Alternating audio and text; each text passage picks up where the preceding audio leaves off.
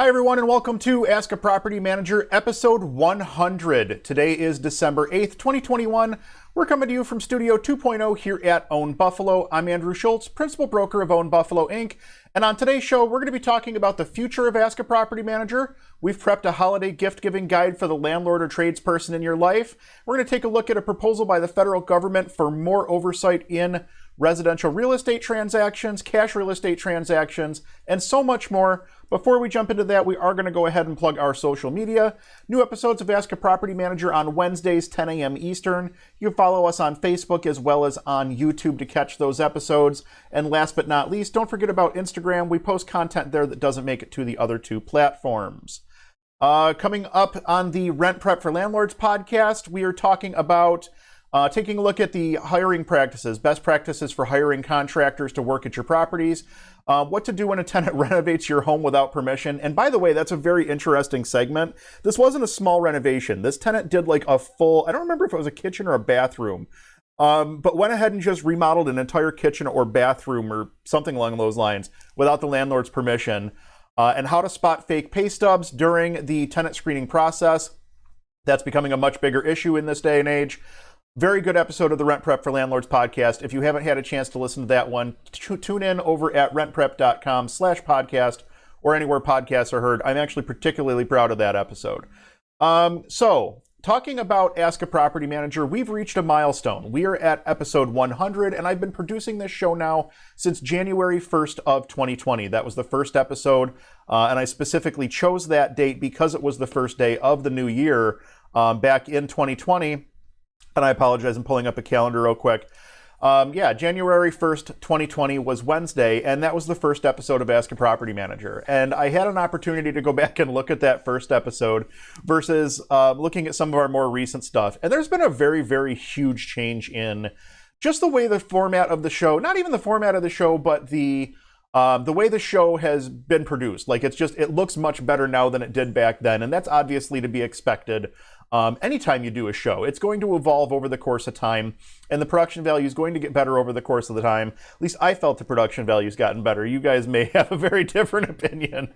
But we want to do more is really what it boils down to. So I wanted to let you know that we're going to take now to the end of the year off. After today's episode, there won't be any more videos on the Facebook page or the YouTube page, unless there's like a breaking news story or something like that from now to the end of the year.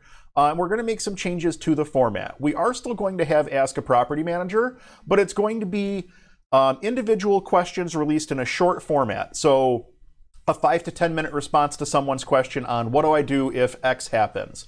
We're not going to sit and pack 2 or 3 of them into each episode. We're going to release those as shorter format clips. The reason being, we found that people don't watch the full clip when you've got 3 or 4 questions. They kind of skip around. So rather than have people skip around, we'd rather see them watch the full video, or watch more of the video. So what we're going to do is split those up into individual questions.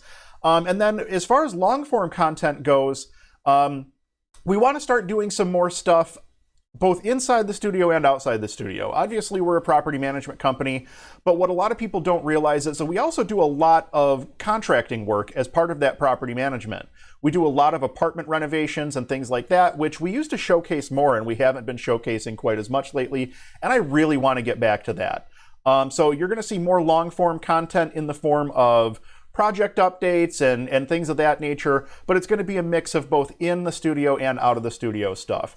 All of that said, we could really use your help. We want to produce the content that you want to watch, and the best way for us to do that is for you to tell us what you want to see. So if there's something that you want to see that's real estate related or contracting related, property management related, business in general, investing in general, if there's a topic that you're interested in and it kind of fits in the wheelhouse of what we do here, we're interested in covering it. So drop us a comment. Let us know what it is that you guys and girls want to see, because we want to produce the content that you want to watch. All of that being said, thank you so much for watching these first 100 episodes. It means a lot to me to be here after 100 episodes and still producing the show. Like, I didn't know where this thing was going when we started with episode 1. My commitment at the onset of this was I am going to do this for 25 weeks. That was my onset, like the goal at onset. I'm going to do this for 25 weeks and see where it gets me. And I don't know as though it's necessarily blown up the way that anybody would want it to blow up, but I enjoy doing it and I enjoy putting the content out there, which is why we're going to continue to do it, even if it is a little bit of a slower growth trajectory. So, like I said, if there's content that you guys are interested in or content that you want to see, please let us know. But as always, thank you for watching, and I truly do appreciate it. Now let's get into the news of the day here. I'd rather stop being on my little soapbox here. We're going to start with this story out of Cleveland. Cleveland Heights mansion, once owned by a Rockefeller, hits market for the first time in 30 years. House of the week. And actually, I'm not going to sit and spend too much time on the news article itself here, other than to say that the home was once owned by Anna Rockefeller, niece of John Rockefeller. And this is in Cleveland. Actually, it's interesting. I was in Cleveland maybe a month or so ago, end of October, I think it was. And I actually had an opportunity to drive by this house. We took a tour of Cleveland, and one of the things that they did was kind of showed us some of the historic architecture, this being one of the homes. Obviously, I didn't get to go inside of it, but it was cool to kind of get an opportunity to drive by it and kind of see that history. We also got to see the burial site of Rockefeller, believe it or not, which was kind of neat. It's very similar to Forest Lawn here in Buffalo, the way it's set up in Cleveland. But anyway, here's the listing. It is listed by Howard Hanna for $1.95 million. It is a 9,600 square foot mansion. We've got 35 pictures to flip through here. And you can see that this home is just simply stunning. Like, they don't build homes like this anymore, you know? It's one of those things that you wish that things like this were still, I don't want to say attainable, because it's not that it's not attainable, it's just that it's so astronomically expensive to do work to this level of quality and finish that most people opt not to go to this level of quality and finish anymore. You got the herringbone in the tile or in the wood floor down there. Just simply a stunning home. I'm going to flip through these a little bit quicker here. And the home is empty. It's ready for occupancy. If you've got $1.95 million and are looking for a home in one of the nicest neighborhoods in Cleveland, this might be right up your alley. What a kitchen. I love this kitchen. Beautiful staircase, hallways. All right, I could have dealt without that nasty bathroom. That tile color didn't really do it for me. Love the built-ins. This must be up in the attic. I'm assuming that this was probably the servants' quarters at one point. Little garage with a carriage house, probably some sort of servants' quarters above there as well. A little bit of the grounds. Simply a stunning home and a beautiful piece of architecture, a beautiful piece of history, really. So if you're in Cleveland and you've got an extra $1.9 million kicking around, hey, I got a house for you. We're going to take a look at our news story of the day. This one comes from WIVB, our local CBS affiliate here in Buffalo. Federal Treasury wants more oversight of all-cash real estate deals. I pulled this article because I think that this is important to everybody who's involved in the investment space. The Biden administration is looking to expand reporting requirements on all-cash real estate deals to help crack down on bad actors' use of the U.S. market to launder money made through illicit activity. The Treasury Department was posting notice Monday seeking public comment for a potential regulation that would address what it says is a vulnerability in the real estate market. Currently, title insurance companies in just 12 metropolitan areas are required to file reports identifying people who make all-cash purchases of residential real estate through shell companies if the transaction exceeds $300,000. Increasing transparency in the real estate sector will curb the ability of corrupt officials and criminals to launder their proceeds of ill-gotten gains through the U.S. real estate market. Das said the move could strengthen U.S. national security and help protect the integrity of the U.S. financial system. The metropolitan areas currently facing reporting requirements are Boston, Chicago, Dallas-Fort Worth, Honolulu, Vegas, Los Angeles, Miami, New York City, San Antonio, San Diego, San Francisco, and Seattle. The U.S. real estate market has long been viewed as a staple way station for corrupt government officials around the globe and other illicit actors looking to launder proceeds from criminal activity. The use of shell companies by current and former world leaders and those close to them to purchase real estate and other assets in the United States and elsewhere was recently spotlighted by the International Consortium of Investigative Journalists publication of the Pandora Papers. The leaked documents acquired by the consortium showed King Abdullah II of Jordan, former UK Prime Minister Tony Blair, and other prominent figures used shell companies to purchase mansions, exclusive beachfront property, yachts, and other assets for the past quarter century. The tax dodges can be legal, but have spawned various proposals to enhance tax transparency and reinforce the fight against tax evasion. The new effort to push for new real estate market regulation comes as the Biden administration on Monday issued its U.S. strategies on countering corruption. The strategy was published as President Joe Biden prepares to host the first White House Democracy Summit, a virtual gathering of leaders and civil society experts from more than 100 countries that is set to take place Thursday and Friday. The strategy offers broad brushstrokes for confronting corruption at home and abroad. It includes calls for the U.S. government to shore up regulatory gaps, elevating anti-corruption in the U.S. diplomatic efforts, and bolstering the protection of civil society and members of the media, including investigative journalists who expose corruption. So an interesting article, an interesting take. The federal government thinks that they need more oversight on all-cash real estate transactions. I haven't had a chance to dig into this too much deeper yet to see what they're requiring and like if there's it sounds like it's more of a request for comments at this point. I don't know as though there's an actual piece of legislation drafted.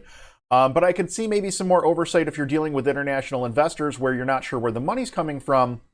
But honestly, I think that this could become a hindrance to US-based investors who are simply looking to make real estate investments and now have to jump through extra hoops just to do what they wanted to do originally anyway. It's kind of a headache for active investors who are just trying to do what they need to do to invest in their portfolios. So not a big fan of that. I guess we'll have to see what it looks like as it comes down the pipeline. I'm sure we'll hear more as time goes on.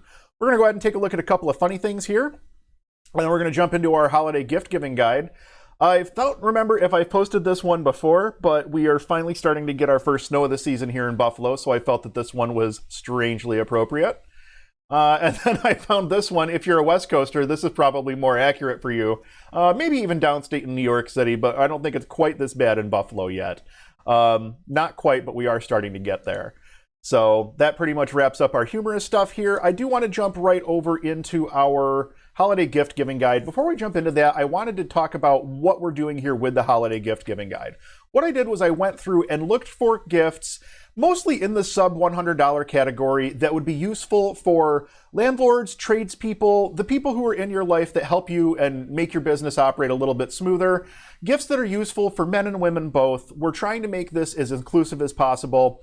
And we looked in the mostly sub $100 range because that's where most gift giving occurs, is in the sub $100 range. We do have a couple of things that are a little bit more expensive than that. But most of the stuff you're going to see is in that sub 100 range. And the reason that we chose the items that we chose is that this is stuff that's practical and it's going to be used every day by the landlord or tradesperson in your life. This isn't something that's just going to, go into a drawer somewhere and never be looked at again or something like that. This actually was sparked from a conversation that I was having with somebody about my everyday carry pocket knife, the knife that I've carried for the last 7 years, I think. And I finally snapped the tip off of the blade, so I have to buy a new knife. And it's one of those situations where this is a good gift to receive, and we'll get into this in a little bit, but getting something that somebody's going to carry on a daily basis or use on a regular basis for a lot of years, that's really the best possible scenario when you're looking at a holiday gift to give someone. And there's a lot of great options out there that are beyond the typical, oh, here's a t-shirt or, a $10 gift certificate for Home Depot or whatever. We wanted to pick stuff that actually made sense.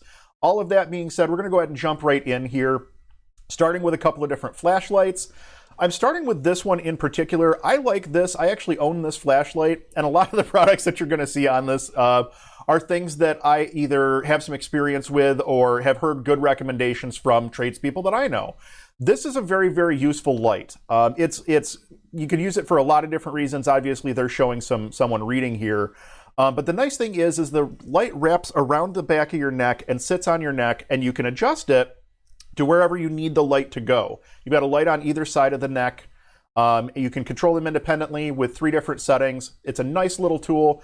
It's great for when you're working in basements or working in a furnace or an electric panel where you don't have a free hand for your flashlight, but still need light focused right at whatever it is that you're working on. At 21 bucks, this is a great option. Comes in a couple of different colors. Super useful tool for anybody looking for a quick tool, a quick flashlight for their tradesperson or landlord. This is a little bit more expensive flashlight. I actually daily carry this flashlight, and I've owned this flashlight for a long time. I think I've had this for 7 or 8 years as well. Again, it is on the more expensive end at over $100. That being said, this flashlight is 1200 lumens. This thing will light up a farm field if you aim it into a farm field in the middle of the night.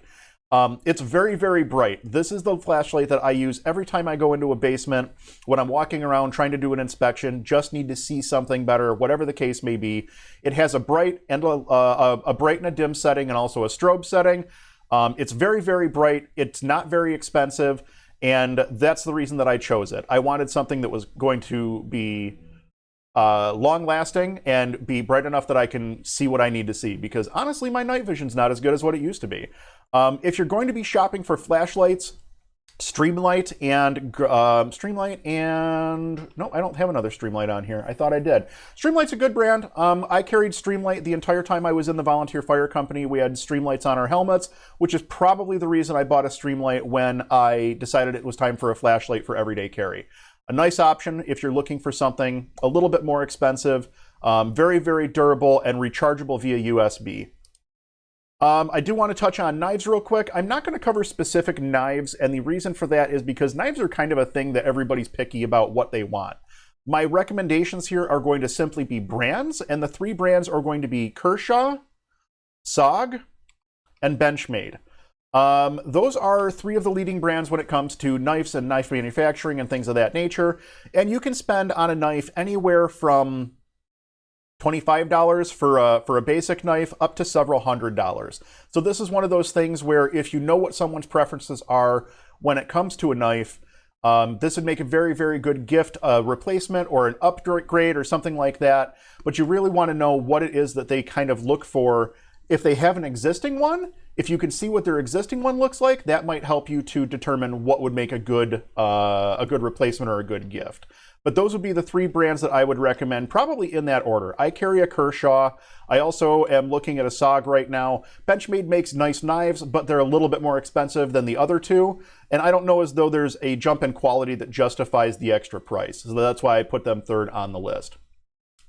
Let's talk multi-tools. I do have a couple of different multi-tool recommendations. First off, the Leatherman Wave. This is pretty much the Cadillac of multi-tools when it comes to Leatherman. Or I shouldn't say the Cadillac, I should say the gold standard. They have a ton of different multi-tools out there, and this is one of those multi-tools that is very, very common out there in the field. You see it a lot because it's pretty useful as far as multi-tools go. A lot of multi-tools are not particularly useful. This is one that's actually built pretty well so that it's durable, and the tools are of a reasonable enough quality that you can actually use them if you need to. But more often than not, when somebody's carrying a multi-tool, they're more often looking for the pliers and the knife. And that's really what I wanted to highlight on that there. The other brand that I would recommend is Gerber, specifically the Gerber Gear. This is a nice little multi-tool as well. I don't think there's an expanded picture of it, unfortunately. There we go. Expanded picture, so you can see it does come with the pliers. It does have a couple of different tools on it as well. And these range in price as well. You can see the Leatherman Wave, that's in the $100 range. The Gerber stuff is in the $60 range. But again, if you go and search Leatherman multi-tool or Gerber multi-tool, you'll find a variety of different stuff to choose from. Magnetic wristband. This is incredibly useful for anybody who's doing work on a ladder, anybody who's doing drywall work. I know whenever I'm doing a little project and I have a few screws, I wind up with a bunch of screws sticking out of my mouth so I don't drop them while I'm working the drill. This stops that. You basically throw your screws onto the magnetic wrist thing and you can just grab them right off your wrist and keep right on trucking. You don't have to worry about walking around with a bunch of screws in your mouth or something like that, or a box of screws that falls off the ladder and dumps all over the place. Nice little tool. It's very reasonably priced. It's one of those things that makes life a little bit easier for a tradesperson who just happens to be moving around a lot, doing a lot of screws and stuff like that, any kind of fastener work. I got 2 different mugs here. The first one is a Contigo Auto Seal West Loop stainless steel travel mug, 16 ounce, blah, blah, blah, blah, blah. You've probably seen this one before. I carry this pretty much every single day. The one that I have here with me today, the lid is not as old as the mug itself. The mug I think I've had for several years, but I've had to buy replacement lids because I've broken them and worn them out over the years. This is a nice mug because it does a very, very good job of keeping your hots hot and your colds cold. For an extended period of time. For instance, I have an iced coffee that I poured this morning at about 8 o'clock. It is currently 10:20 as of this recording, and this is still ice cold. You can still hear the ice rattling around inside of it. If you're looking for something a little bit different, I would recommend the Stanley Classic Vacuum Insulated Wide Mouth Bottle. I know several contractors that have these. As a matter of fact, the longest owned one of these that I'm aware of is from back in like the 50s. It was one of the guy's fathers when he went to work, and when his father passed, he inherited it, and he still carries it to work every single day. And the current models aren't quite as nice as the older models in terms of, the quality is not quite what it was back then, but the longevity is certainly still there. These Stanley vacuum insulated wide mouth thermoses or bottles, because thermos is a brand name, these things are built to last, and they will last forever. You can tell. I mean, when you've got these things that have been around since last century, as much as it pains me to say that, that these things can withstand quite a beating. So that's another good option for a tradesperson. O'Keeffe's Working Hands Cream. I know this seems like an odd thing, but if you're building out like a stocking stuffer list or something like that, this is a great stocking stuffer. I know I use this. A couple of the guys that do trades work for us use this as well. This was actually recommended to me several years ago for cracking, chafing hands, especially what you get working outdoors in cold weather climates, things like that. I think this might have been recommended to me by a lineman from Verizon, now that I'm thinking about it. But this is one of those things that it makes a world of difference, just being able to put something on your hands to make them hurt a little bit less and soften that skin up so it's not cracking and breaking quite so much. Good little stocking stuffer if that's something that you're looking for. The yellow bucket wrapper. This is quintessential. I know there are a lot of tradespeople that love to just throw a few tools into a bucket and walk into a house rather than carrying around a giant tool bag or something like that. This is kind of the compromise between the two. You've got your tools located around the outside of your bucket. You could throw debris or parts or whatever inside the bucket and keep on trucking. Very, very handy. Super, super useful, and you can pick these up pretty much any Home Depot, any Lowe's will have some version of this. So there's a few different options out there if you don't want to go through Amazon. Thick kneeling pad. This is incredibly useful for plumbers, electricians, anybody who's getting up and down quite a bit to do plumbing or electrical work or doing work at ground level, whatever the case may be. Most guys default to a set of knee pads that end up wearing out, and they have a thin pad inside of them. They're not really the best option. This is a little bit more of a headache because you have to move it around. It's not just attached to your person, but it's a lot thicker than what most of the knee pads are out there, and it's going to reduce the strain on your knees, and usually knees and back are the first things to go. So again, this one comes in a multitude of different colors, a couple different sizes even. So yeah, that's definitely an interesting option for a tradesperson who is constantly working up, down, up, down, up, down. Laser distance measure tool with color backlit display. This one happens to be from Bosch. These are super useful for pretty much anybody that's shooting dimensions or outrunning estimates all the time. It just makes it a lot easier to run dimensions when you're not chasing a tape measure all over the place. It makes your time on site to run an estimate go way, way, way down. Are you going to use this for precise measurements for laying out foundation walls and stuff like that? No. You're going to use this for quick measurements when you're doing estimates and things like that, where if you're off an inch here or an inch there, it's not going to be the end of the world. The nice thing with this is it comes with a laser pointer. I have seen versions of this that also have a temperature gauge built into, a laser temperature gauge built into it. So you can shoot distances, but you can also shoot temperatures, which can be incredibly useful in an entire variety of different situations. A lot of different options out there when it comes to laser measures and laser temperature tools. You can definitely find a bunch of different options out there in that category. These next two are a little bit of, they're more gadgets than anything else, but they will make your life easier if you do any sort of flooring or trim work or anything like that. This first one is a multifunctional template that helps you find angles to cut specific angles on wood flooring or on whatever, on tile work, whatever you need to find an angle to cut. This is very, very useful when it comes to that particular task to help you get the exact precision that you need to cut down a piece of lumber or a tile or whatever the case may be. Very, very useful for that purpose. This next one kind of goes right along with that same thing. This is a contouring tool. And you would use this in a situation where you are maybe trying to cut around a piece of trim or something like that. There we go. This is the image that I was looking for.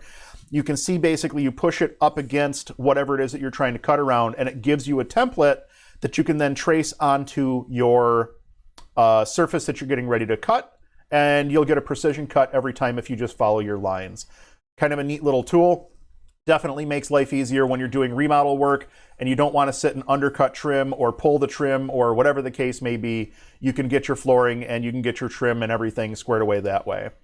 This next one is an endoscope. This is pretty useful when you're trying to find out, for instance, what's causing this drain to be stopped up. If you're doing a sink drain or something like that, or what's in this wall before I cut this wall open or something along those lines. This is a Bluetooth enabled, I believe it's Bluetooth enabled device, connects to an app on your smartphone, and you can see that it actually holds its shape. So unlike some of the other ones out there that are literally just a wire, this one has actually got some strength to it, so it'll hold its shape as you're running it through a pipe or whatever the case may be. Kind of a useful tool. A lot of different applicable scenarios where this could be used. This might save you a whole lot of headache cutting open a wall or cutting into something that you didn't want to cut into or whatever the case may be. You know, for $32, this might be an option for someone who is doing a lot of wall peeking, but not necessarily looking to cut giant holes in walls every single time. Last but not least is Rocketbook. This is actually something that I recommend, and actually I use this quite a bit. I have two of these. I have one of them in the reusable notebook form, and then I also have actually I think I have it in my back pocket right now. I do.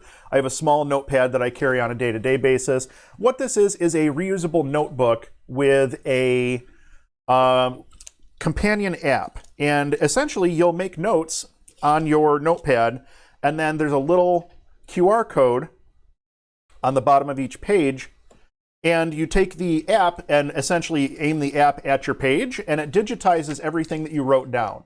It does have optical character recognition if you have good handwriting, which I don't. So that feature's not quite as useful for me. But where this is incredibly useful is if I'm out in the field, I will sit and take all of my notes on an estimate freehand in this book, and then take the picture with the smartphone app and email it to myself. It'll automatically be in my email when I get back to the office so that I convert it into an actual usable estimate. This is great if you are big on taking notes and trying not to lose notes. This is a good way to digitize your paper notes. I use this on a daily basis. I'll keep a kind of a general journal as what's going on. At the end of the day, I'll update my computer notes with what I have in my written book, or I will take a picture of my written notes and just add it to my archive so I have a page, you know, for that day, so I can go back in history and say, all right, well, what was I doing? Or I know that we had a conversation sometime around this date to kind of track things back. And this has actually proved to be very, very useful. It is a reusable notebook. What that means is that you can write on it and then basically wipe it clean with a damp rag, and it's ready to go again. You do have to use a specialized pen for it. They're not expensive or anything like that. It's not a big deal, but it is kind of a neat feature to have this reusable style notebook. These do come in a few different colors and styles. They come in, you can get either grid patterns or line patterns or whatever you're looking for. But this is one of those things that I highly recommend. It's made my analog to digital life conversion a little bit easier, if that makes any sense. It's nice to have this information available. It's nice to be able to take your written notes and convert them to a digital format as a PDF or as a JPEG, right to your email, right to Google Drive, right to Dropbox, Evernote, wherever you want to send it. The companion app will send it to the app of your choice, essentially. So it's pretty useful. That pretty much wraps up our holiday gift giving guide. That was actually pretty fun for us to put together. I actually really enjoyed putting that together. And again, hopefully you're able to find something on that list that's useful for the landlord or tradesperson in your life. We did try to pick things that were practical for everyday use, and I hope that that comes across. I hope that we were able to deliver on that goal. But anyway, that'll pretty much wrap things up for this week's episode of Ask a Property Manager. Thank you so much for watching. I truly do appreciate it. I know I talked about it at the beginning of the episode, but it really does mean a lot for everyone to watch and support the show for the last 2 years. We will be back after the first of the year with some new content and a new format. In the meantime, if you have questions or comments, or if there's something that you'd like us to do a video on in the future, drop a comment in the questions, either on Facebook or on YouTube, and your question may be picked up in an upcoming episode. If you enjoyed this content, or if we brought some value to your day, do us a favor and hit that thumbs up button. YouTube and Facebook both push those videos based on community feedback, so every like, comment, subscribe, and share helps us to grow and reach more people. Again, I know I've said it a bunch, but thank you all so much for watching, and we'll see you next year.